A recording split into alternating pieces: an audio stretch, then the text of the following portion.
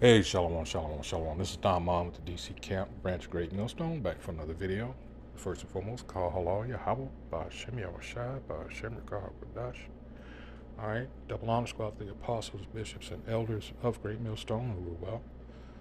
Like send salutations, alright, to the fellow Akim that are out there on the highways and byways pushing the truth, alright,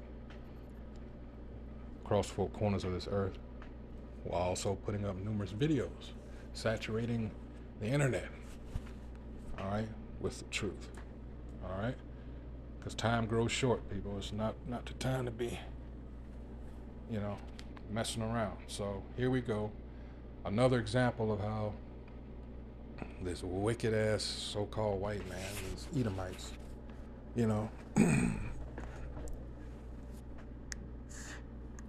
the hypocrites that they are. Another example of how they stay on code,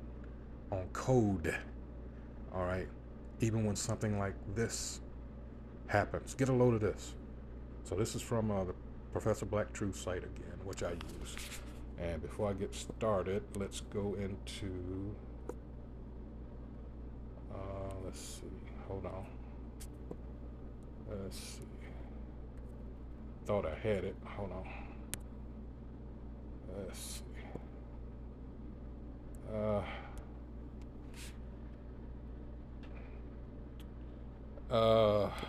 Copyright.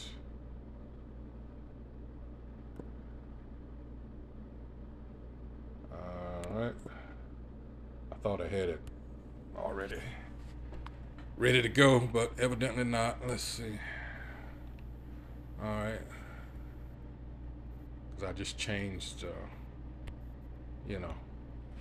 not my usual phone. So it says copyright disclaimer under Section 107 of the Copyright Act of 1976. Allowance is made for fair use for purposes such as criticism, comment, news reporting, teaching, scholarship, and research. Fair use is a use permitted by copyright statutes that might otherwise be infringing. Nonprofit, educational, or personal use tips the balance in favor of fair use. All right, because I'm not profiting off of this. This is just used as a teaching tool and as to comment. And all right, so here we go. Family and fellow soldiers, I'm the Professor, and this is the moment of truth. And now the Friday Crime Report. Chelan County, Washington, Friday, May 30th, 2025, 5 o'clock p.m. Travis Decker and his wife Whitney divorced just last year. They had 3 children together, Peytonlyn, Evelyn, and Olivia. Travis had come by to pick the children up as part of a court-ordered planned visitation. Decker hadn't said where he was taking the girls, but he did say he would be bringing them back a couple of hours later. As Travis's pickup truck left Whitney's home that evening, that would be the last time anyone would ever see the children alive. By 9:45 p.m., Travis hadn't come back, nor had Whitney even heard from him. Given the chaotic relationship the two had, she knew something had to have been wrong. Whitney made a request for an Amber Alert to be put out, but the Washington State Patrol refused, saying that it didn't meet the criteria. Local police began searching for Decker and the girls immediately, but couldn't find them. The weekend would pass with no sign of Decker or the children. On Monday, June 2nd, the search was widened and intensified. The Department of Homeland Security even got involved, using one of their helicopters to join the mission. Around 3:45 p.m., a Forest Service deputy spotted Decker's unoccupied truck near the Rock Island campground. 2 bloody handprints were found on the tailgate of the truck.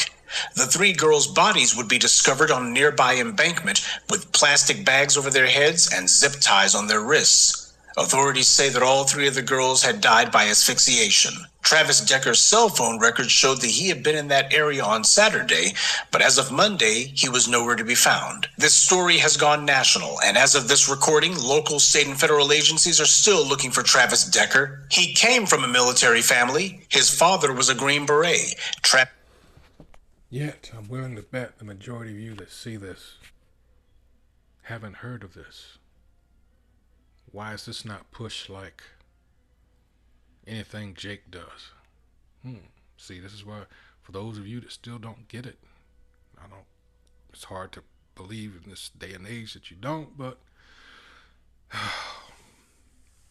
the games these people play, the mental games, all right, with Jake. It's a constant barrage of bullshit, all right.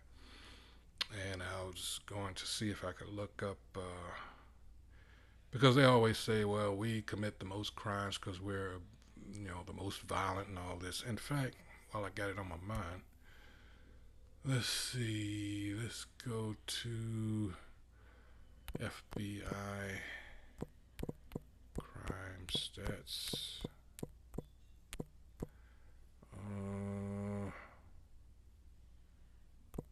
Table 43A. Let's say 20. No, didn't put up the A. Hold on. A. Okay. Let's see. 2024. Let's see if it'll pull it up. FBI table federal. Let's see. 23. Let's see.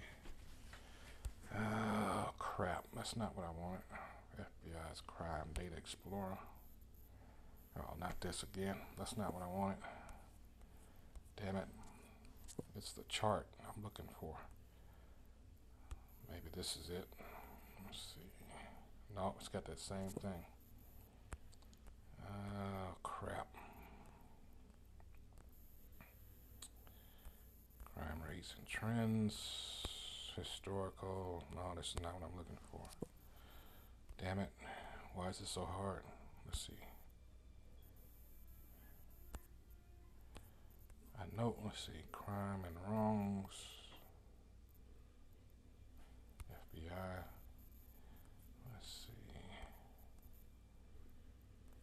Here they go playing this game again. Look at this.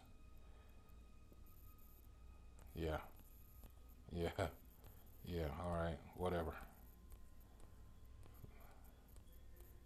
I think it's fair to say that they brought that on themselves. They're just getting exposed for who and what they really are. Let's see, crime and wrongs. Bear with me here, I'm just trying to, because there's an old, let's see. No, this is not what I'm looking for. Let me go back and put it in like this. Let's see.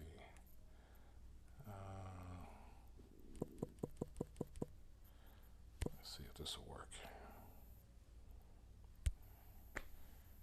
Yeah, this is what but it's still 2019. How in the shit. All right, property crime, violent crimes. Damn it.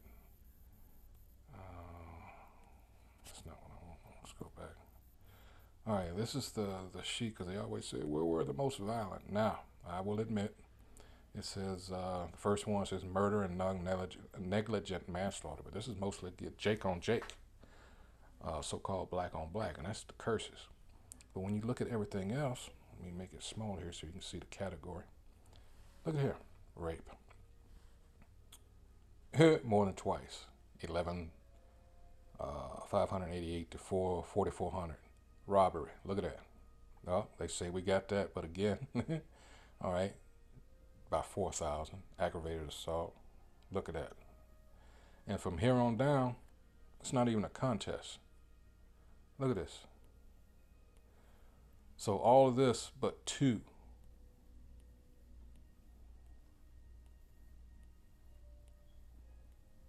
Look at that.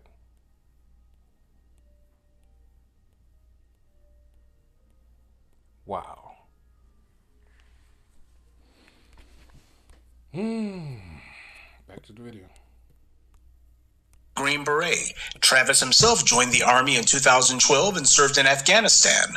There were pictures of him wearing the Army Rangers insignia, but white media reports are that his Army squad mates said he never actually got into the Rangers, that he had washed out after failing to complete Ranger school. After leaving the Army, Travis joined the Washington Army National Guard, where he attained the rank of sergeant. But he had failed to show up for his monthly drills and had been awaiting a disciplinary discharge. At last report, he was homeless, living out of his truck. He's described as highly trained, particularly in wilderness survival, which was part of his Army training. His father said that he would go out and live off grid, sometimes for months. Regardless of his service record, after this, Travis Decker is definitely no hero.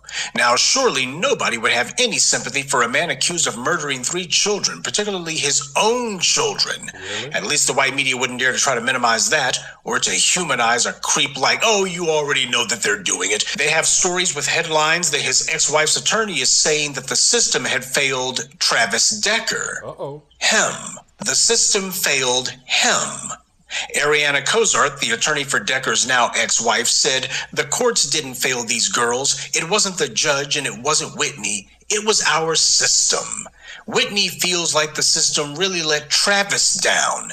If somebody would have provided Travis with the help that he needed, those girls would be alive. He had some mental health issues and some instability in his life that really led to the restrictions as far as overnight visitation or him taking them out of the area. But other than that, he loved those girls very much, and him and Whitney were able to communicate on a regular basis, not just as co-parents, but as friends. Did you get all that? Mm-hmm. The system failed Travis Decker. Not the 3 girls that he murdered, but him. The lawyer said he lacked mental health resources and struggled with post-traumatic stress disorder. Despite her ex-husbands being on the run for killing their daughters, Cozart said Whitney Decker has a lot of love and empathy for Travis and who he is in his core. Did you get that? Did you get that? Now, this, I want you to understand what this is. This is staying on code no matter what. Even this motherfucker murdered your 3 children, your own husband. Staying on code, folks, no matter what. Against who? Jake. All right. Wow. Who he is at his core. I would have thought that this would have been enough of a demonstration. Quote, he was a loving man, but something broke, and whatever monster came out of him, it's something that he was trained to do in the military. Oh, here we go. All right, so we've gone from saying the system in general to saying the military is to blame for this. Well, last time I checked, we don't have a Travis Decker running around all the time with all of these military people turning into homicidal lunatics. And I have yet to find any military training course that teaches soldiers how to strangle 3 children to death, particularly family members. This wasn't Travis Decker's lawyer, mind you. It was his ex-wife's lawyer who's saying all this on his behalf, saying that his wife knows who he is at his core, despite the fact that he killed their children, 3 of them. That's the slant the white media is putting on all this. Travis Decker apparently is the victim, or at least he's one of them. And no, I'm not going to argue whether he genuinely suffered from PTSD and other mental issues. The problem is that for the white media, they don't need for a mass killer to be rumored to have psychological issues in order for them to be giving them sympathetic coverage.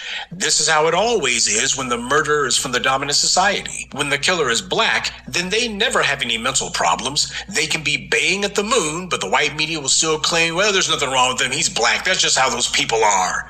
It's always racially pathologized like that. And that's why I showed you those statistics. All right. While non-black killers are given the sad violins and the sympathy, and their neighbors and friends say he wasn't so bad and the system failed him and oh, he was a good guy if only you met him. Anything to avoid saying that there's a problem in the dominant society. The white media only pushes particular narratives based on race, and this is a prime example of that. This incident is undeniably a tragedy, and while I wouldn't be surprised if Travis Decker is found dead somewhere, the reality is that Mrs. Decker's lawyer is wrong. The system didn't fail. It worked exactly the way that it was designed. This country doesn't care about the lives of its children, not even those of the dominant societies. This country only cares about maintaining the perks, power, and privileges that are the glue holding this racial Ponzi scheme together. The reason that the system didn't try to curtail Travis Decker's movements or to try to restrict him in any way is because the system is designed specifically not to curtail the movements of those who are not black. This is how white supremacy turns skin color into a system of racial benefits. See, if you're black, you're going to be stopped for no reason simply because you're walking down the street. Yep. And that's that constant, as the scriptures say. Let's go to it. What does it say here in Psalms about slander? All right. Not only this, you claimed, all right, that you were so righteous, that you were so God-fearing. All right. But no, that's not the case at all. This is Psalms 50 and 16. But unto the wicked the Most High saith, what hast thou to do to declare my statutes? Which you did. The papacy, the papal bulls that were, edicts from the Pope and, giving your criminals, your conquistadors and all this permission to go and rape, rob, and murder the Israelites. It says, but unto the wicked the Most High said, what hast thou to do to declare my statutes, or that thou shouldest take my covenant in thy mouth? Seeing thou hatest instruction and castest my words behind thee, which we know from being in contact with these pieces of shit. All right, this is just, they use the scriptures as a tool, a front. All right, a means to an end. All right, when thou sawest a thief, then thou consentest with him, and hast been partaker with adulterers. Thou givest thy mouth to evil, and thy tongue frameth deceit. This is, by definition, a devil, a liar and deceiver, which the so-called white man is, the Edomite is. Thou sittest and speakest against thy brother, thou slanderest thine own mother's son. How? How about that? This is Revelation 12 and 10. And I heard a loud voice saying in heaven, now is come salvation and strength and the kingdom of our power and the power of his son, Mashiach Yahushua.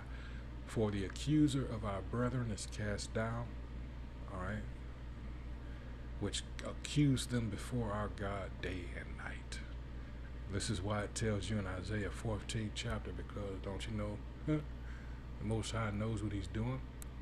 And it tells you, for the Most High, Yahweh will have mercy on Jacob, Israel, and will yet choose Israel and set them in their own land, and the strangers shall join, those are the Israelite foreigners, all right, shall be joined with them, and they shall cleave to the house of Jacob. And the people shall take them and bring them to their place, and the house of Israel shall possess them in the land of the Most High Yahweh for servants and handmaids, and they shall take them captives, whose captives they were, and they shall rule over their oppressors. How many scriptures will tell you that all this is going to turn on him? All right, he's going to get double, as it says in Revelation 18. All right, Lamentations 4 and 20 and 21. All right, all these scriptures tell you, all right, you're going to get Isaiah 34th chapter, Ezekiel 35th chapter, 25th chapter, excuse me. All this. Oh, he's done. And he knows it. That's one of the reasons why he's acting the way he's acting now. All right, he knoweth, as it says in Revelations 12 and 12, that he hath but a short time. All right. But this is staying on code. God damn.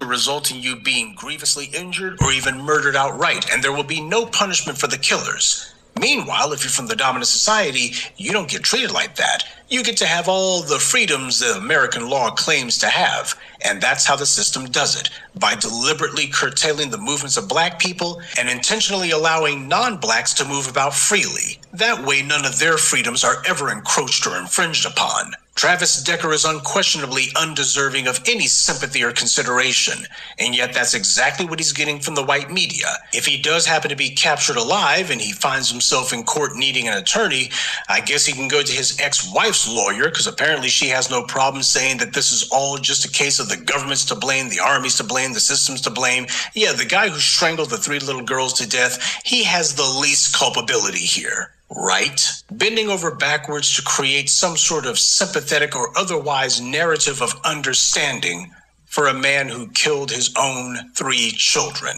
Nobody asked what those 3 children must have experienced when their own father was strangling them to death. Nobody talks about what it was that they were going through. Seems the white media's decided that there's no sense in crying over spilt milk, or rather over spilt blood. Unless anyone wants to complain at me for any of the connections that I'm drawing, the reality is that under white supremacy, nothing happens in a vacuum, especially not at the group level. Even if people weren't necessarily able to see what kind of a monster Travis Decker was before, there should certainly be no dispute about it now. You can't have so-called law enforcement on the one hand saying that this man should be considered extremely dangerous, and on the other hand, the white media is putting out headlines and stories where this man's own ex-wife, the mother of the children he murdered, was apparently saying, well, if you knew the guy at his core. It begs the question. If you can't give across-the-board unconditional condemnation to a man who murdered 3 little children, especially when you consider that they were his own flesh and blood, then who can you condemn unconditionally? Guess who? Apparently, only black people. There you go. And that's this week's Friday Crime Report. There you go. So until the next video, hey, shalom.